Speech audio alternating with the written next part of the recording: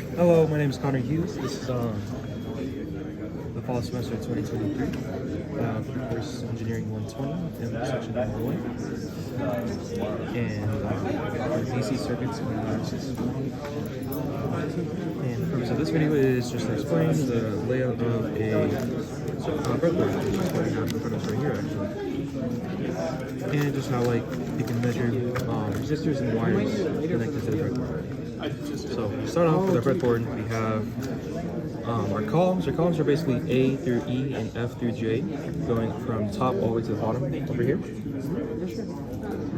And we have our rows, which is going to be each row going all the way from A through J. And then we have our positive and negative columns and rows as well. So with our positive and negative columns right here, they're actually the wire connected from the bottom, underneath the breadboard, connected from. So our negative one right here is actually connecting from the top all the way to the bottom, all the way on the other side of the breadboard. And the same thing with the positive one as well. And the same thing applies to our positive and negative columns and rows.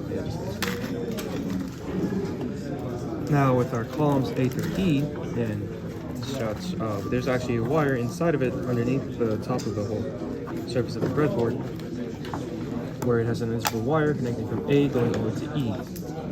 Now this only applies to each row though. So since we have column A, row 1 right here, that if we connect the wire from column A in row 1 in that little hole and connect it to column E, row 1, those wires will still be connected, same with the flow of electric charge. But if we connect row 1 and row 5 in the same column, it will not be connected since the wire only connects for each individual row. But now this also only applies for columns A through E and F through J as well. But note the fact is the wires in each column is not connected, so we can't put. So we put a wire in E and F, they will not be connected because there is no wire connecting the two. Now with that, we can also start with our globe measurements of just a resistor. And with these hooks right here, we have our what are called alligator hooks. Your red is always going to be positive, and your black is going to be negative or ground. So with that, we can go to start measuring resistor, the 2 kilo ohm resistor actually, which is color coded as red, black, red, gold. And it's going to be this little guy right here. And so with that, we have our resistance actually measured right here on our multimeter is 1.983 kilo ohms. And so that's going to be our resistance value right there. Now, if we actually read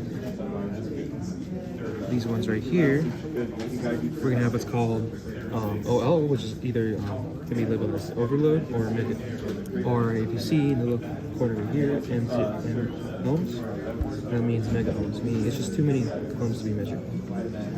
Now, if I move the positive wire to a negative charge, what we'll get instead is just 0.0 ohms. And that's what the sensor will look at right here. And sometimes it will go up and down, but it's best not to note that essentially because that's just only having the power going through our multimeter. Now, what we can read as well is if we connect our wire connecting in row 25, column J to our positive, and our row 30 wire to our negative, we connect those right there, we can also get the same reading as we did for the resistance as well,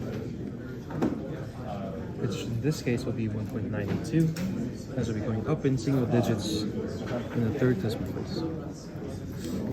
Now, with this, again, this is all we have right here and such, and we can also try measuring our wires in column J, row 40 and 45.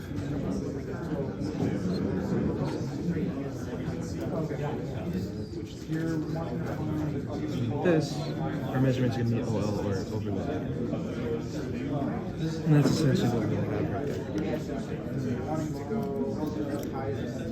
and such like that. And then we also have another of if we put our positive into our row J, our column F, our negative wires that we just pulled out in column H, but the same rows of 4, and we connect those to our multimeter. We're going to have a 0.0 measurement of, or 0.3, but essentially it's going to be lower than 1 ohm, the resistance. But it should, with this, it actually should go to 0.0 ohms for resistance being measured. So now with this, that's how you measure stuff on a circuit board with wires and a resistor. And so again, this video was made to explain the purpose or layout of the breadboard and just how you measure. You can measure resistor with wires, or just how the multimeter works with just connecting your alligator clips with the wires on this breadboard as well. Thank you so much for tuning into this video. Goodbye.